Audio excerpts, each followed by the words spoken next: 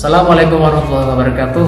Bagaimana kabarnya teman-teman? Semoga kita selalu dalam keadaan sehat walafiat.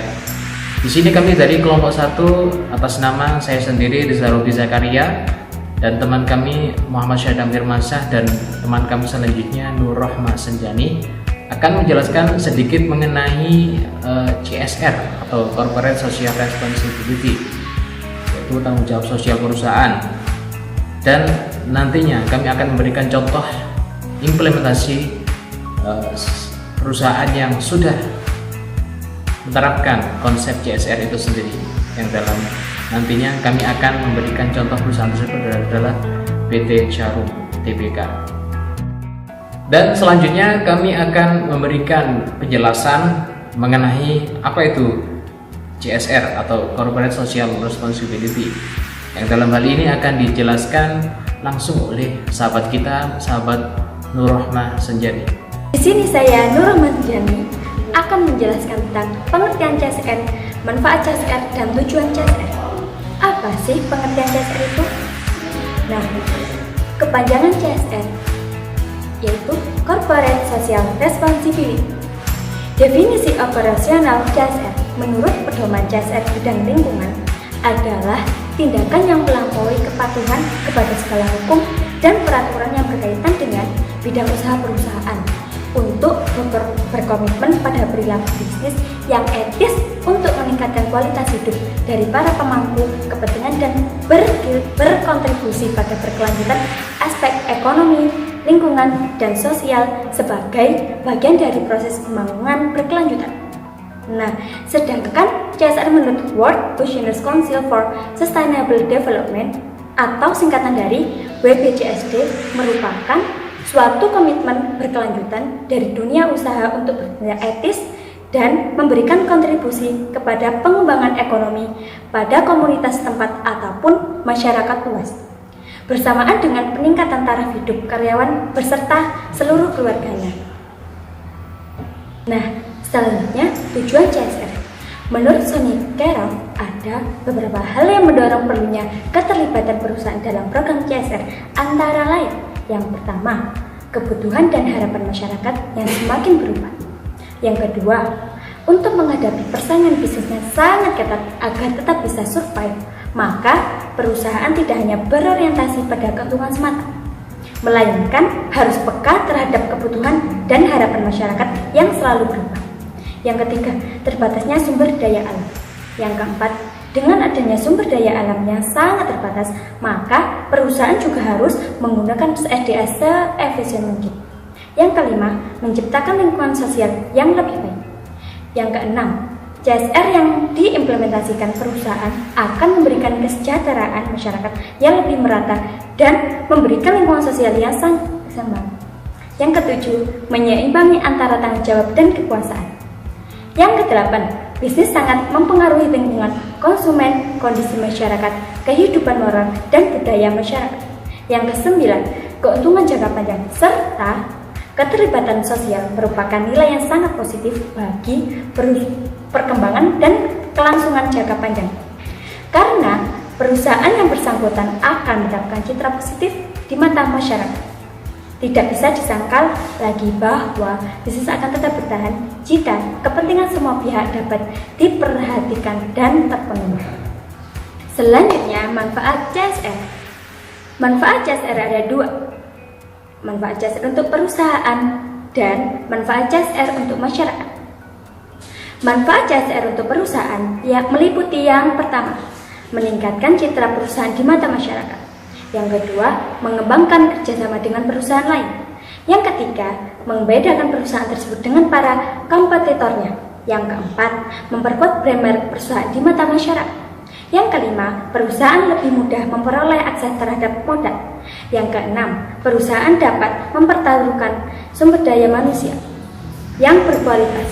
Yang ketujuh, perusahaan dapat meningkatkan pengambilan keputusan pada hal-hal yang kritis dan mempermudah pengelolaan manajemen risiko. Manfaat CSR untuk masyarakat meliputi yang pertama, meningkatkan kesejahteraan masyarakat sekitar dan meningkatkan kelestarian lingkungan hidup sekitar. Yang kedua, adanya beasiswa untuk anak tidak mampu daerah tersebut. Yang ketiga, meningkatkannya pemeliharaan fasilitas umum. Yang keempat, adanya pembangunan fasilitas masyarakat yang sifatnya sosial dan berguna untuk masyarakat banyak, khususnya untuk masyarakat yang berada di sekitar perusahaan tersebut. Di sini saya Muhammad Sadam Firmansyah akan meneruskan penjelasan atau pengertian dari rekan saya tadi ya teman-teman, yaitu Nur Rahman Senjani. Di sini saya akan menjelaskan tentang apa implementasi CSR. Implementasi CSR di Indonesia tentu masih membutuhkan perhatian semua pihak, baik dari pemerintah, masyarakat, dan perusahaan. Banyak perusahaan yang masih belum mengimplementasi CSR.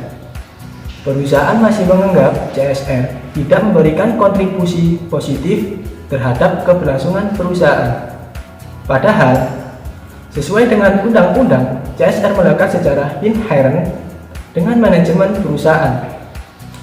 Sehingga bidang kegiatan dalam CSR masih dalam kontrol manajemen. Penerapan CSR di Indonesia pada dasarnya dapat diarahkan pada penguatan ekonomi rakyat yang berbasis usaha kecil dan menengah, serta peningkatan kualitas SDM masyarakat melalui perbaikan sarana dan prasarana pendidikan. Dan lebih jelasnya, ada beberapa bentuk implementasi CSR. Bentuk-bentuk implementasi CSR yaitu ada 4 golongan. Yang pertama, konsumen. Dalam bentuk penggunaan material yang ramah lingkungan dan tidak berbahaya.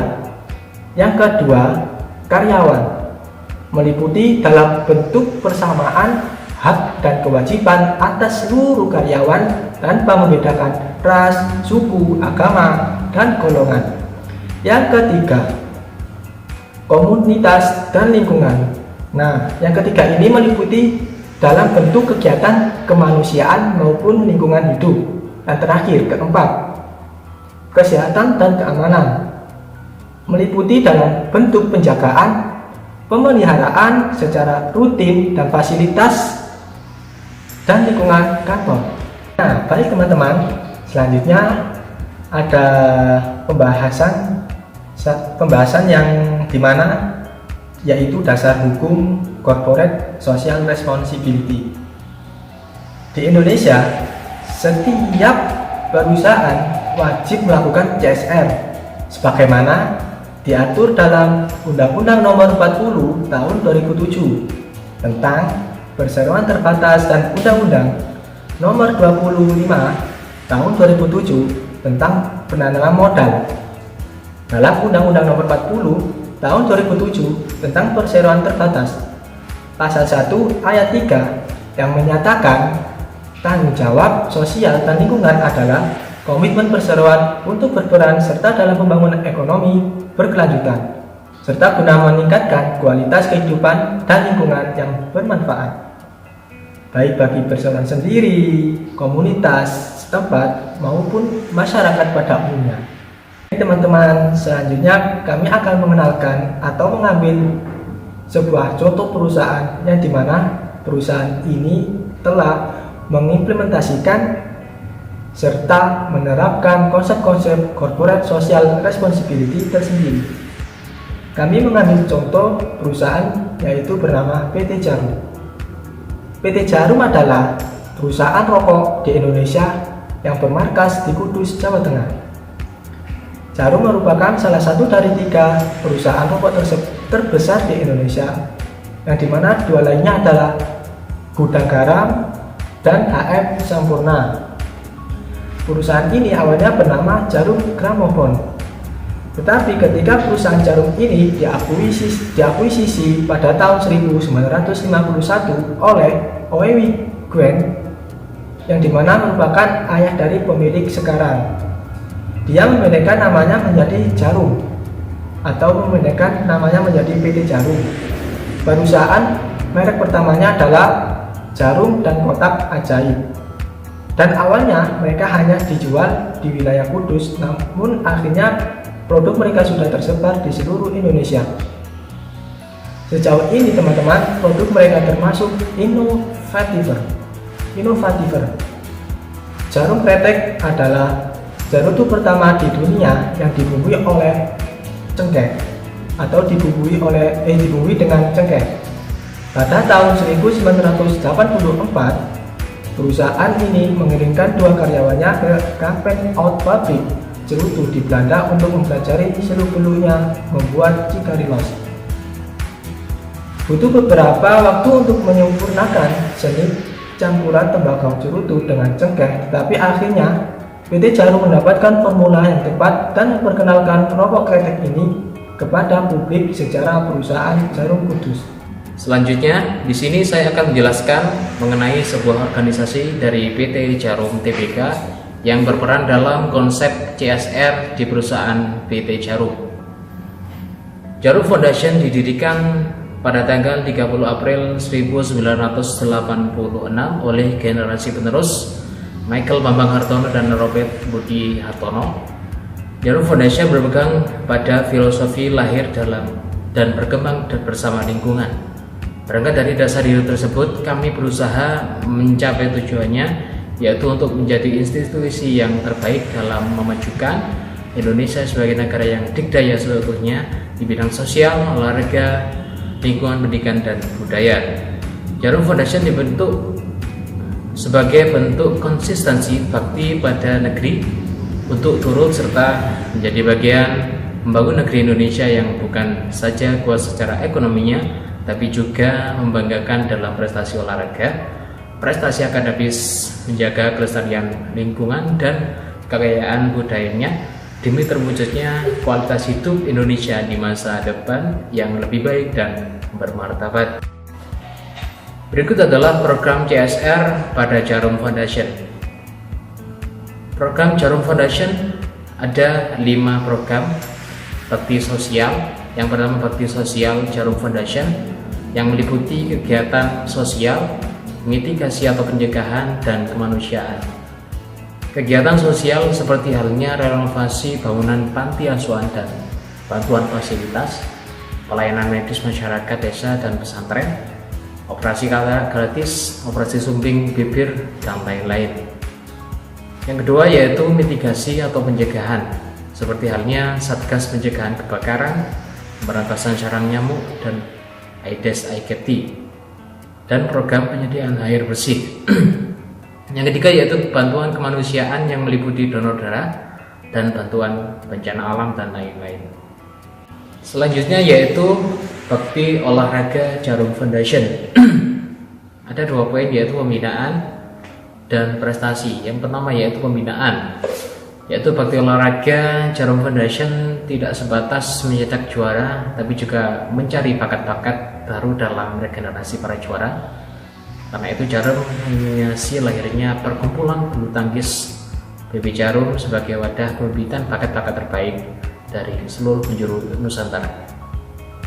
Yang kedua yaitu prestasi, juga menyelenggarakan dan mendukung kejuaraan nasional dan internasional seperti halnya Superliga, sirkuit nasional, kejuaraan nasional, BWF Super League, dan lain sebagainya. Yang ketiga yaitu bakti lingkungan Jarum Foundation. Merawat lingkungan adalah bekal untuk mewujudkan negeri yang sehat dan nyaman. Karena itu kesungguhan dan kecintaan dalam merawat sangat diperlukan dalam terciptanya lingkungan yang berkualitas dan berguna bagi makhluk sekitarnya. Inilah yang menjadi agenda utama bakti lingkungan Jarum Foundation menjalankan program-programnya seperti Jarum Trees for Life. Adapun Jarum Trees for Life adalah seperti berikut: dari gersang menjadi reduh. Dimulai dari kota Tugu Kudus pada tahun 1979, Jarum Trees for Life mulai menanam sebanyak mungkin pohon berbunga di samping pohon-pohon berdaun rindang untuk menundukkan kota yang pada saat itu masih gersang. Yaitu yang kedua, dari konservasi ke nilai ekonomis dalam melibatkan masyarakat sekitar untuk peduli terhadap lingkungan.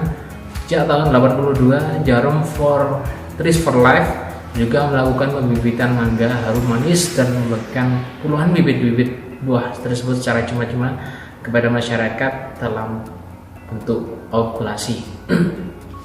Yang ketiga yaitu konsistensi melestarikan lingkungan demi hidup berkualitas. Tidak hanya memelihara keanekaragaman tanaman langka dan juga mengurangi pemanasan global dengan menanam pohon terem besi, yaitu Jarum Trees for Life telah melaksanakan program penanam terem besi di Pulau Jawa untuk mengurangi pemanasan global sejak tahun 2010 hingga 2019. Telah menjadi ditanam pohon terem besi dari sepanjang 25.000 km 1.350 jalur pantai utara Pantura, Pulau Jawa. Selanjutnya yaitu bidang lingkungan Jarum Foundation juga ikut serta dalam mencegah erosi dan abrasi dengan konservasi. Berbagai kegiatan lain sehubungan dengan pelestarian lingkungan juga dilaksanakan Jarum Trees for Life bersama masyarakat sekitar. Dua diantaranya adalah konservasi lereng Muria, konservasi pantai utara Jawa Tengah, dan masih banyak lagi program-program yang berbasis lingkungan daripada Jarum Foundation. Selanjutnya yaitu yang nomor 4, yaitu program-program daripada Jarum Foundation yang sesuai dengan konsep CSR, yaitu yang nomor 4 yaitu Bakti Pendidikan Jarum Foundation. Sejak tahun 1984, Jarum Foundation terus konsisten dalam memberikan kontribusi terhadap dunia pendidikan di Indonesia. Langkah ini diawali kesadaran bahwa pendidikan merupakan salah satu upaya untuk meningkatkan kesejahteraan masyarakat dan bangsa dalam mewujudkan masa depan yang lebih baik. Ada dua program dalam Jarum Foundation, yaitu program Jarum Beasiswa Plus, yaitu program beasiswa prestasi atau merit scholarship. Jarum Beasiswa Plus diberikan kepada mahasiswa perguruan tinggi berprestasi di Indonesia. Selain mendapatkan dana beasiswa selama 1 tahun, BES1, Jarum sebutan bagi menerima program Jarum Beasiswa Plus, juga mendapatkan berbagai macam pelatihan keterampilan lunak atau soft skill sebagai nation building, character building, leadership development, potential challenge, and international exposure. Yang kedua yaitu program pendidikan lain-lain seperti halnya selain program Jarum Beasiswa Plus, ya, Jarum Foundation juga berkontribusi dalam dunia pendidikan di Indonesia melalui beberapa inisiatif di bidang pendidikan, di antaranya peningkatan kualitas pendidikan dasar dan menengah, peningkatan kualitas pendidikan sekolah menengah kejuruan, peningkatan kualitas pendidikan tinggi, dan acara Road to Campus yang biasanya dilakukan oleh Jarum Foundation. Baik, selanjutnya yang terakhir yaitu Bakti Budaya Jarum Foundation. Jarum Foundation melalui program Jarum Apresiasi Budaya mulai mengembangkan bentuk-bentuk kepedulian terhadap hasil budaya bangsa sebagai bukti konsistensi untuk terus serta membangun negeri Indonesia sejak tahun 1992. Demi mewujudkan Indonesia yang lebih bermartabat, bukan hanya perekonomian yang harus dikuatkan, namun juga kekayaan dan kelestarian budaya bangsa. Ada program-program apresiasi budaya untuk meningkatkan kecintaan dan apresiasi masyarakat terhadap kekayaan budaya Indonesia. Berbagai program yang dapat mendukung insan kreatif untuk berkarya dan menggali potensi untuk mengembangkan dan melestarikan keindahan serta keragaman budaya Indonesia diselenggarakan. Setiap tahun ada apresiasi seni budaya Indonesia. Jarum telah apresiasi budaya mendukung lebih dari 4.000 kegiatan budaya dan telah menjalin kerjasama dengan para budayawan, seniman, dan kelompok kesenian dalam mewujudkan gagasan kreatifnya di berbagai aliran seni. Dan demikian adalah seluruh daripada program Jarum Foundation yang tentunya ada hubungan erat dengan konsep CSR atau Corporate Social Responsibility, dan juga itu tadi adalah informasi yang kami dapatkan daripada website online resmi daripada PT Djarum, yaitu jarumfoundation.com. Yang terakhir, kami dapat menarik kesimpulan dari materi kami keseluruhan di atas, yaitu mengenai CSR. CSR atau yang disebut dengan Corporate Social Responsibility adalah suatu upaya yang dilakukan oleh perusahaan untuk meningkatkan kualitas hidup masyarakat di sekitar daerah operasi perusahaan yang tidak berorientasi pada keuntungan finansial saja, melainkan sebagai bentuk tanggung jawab sosial perusahaan terhadap kondisi masyarakat sekitar dalam rangka pemberdayaan dan pemenuhan hak masyarakat. CSR diadakan dengan tujuan agar perusahaan bisa berkelanjutan dan sebagai bentuk kebutuhan masyarakat kepada masyarakat. Tentunya manfaat CSR bagi perusahaan adalah meningkatkan citra perusahaan di mata masyarakat, membedakan perusahaan dengan para kompetitornya, dan lain sebagainya. Sedangkan manfaat CSR bagi masyarakat adalah meningkatkan kesejahteraan masyarakat sekitar, pemberian beasiswa bagi anak yang kurang mampu khususnya di area sekitar perusahaan, meningkatkan kelestarian lingkungan hidup sekitar, dan lain sebagainya. Selanjutnya yaitu setiap perusahaan saat ini wajib mempunyai tanggung jawab sosial kepada masyarakat luas.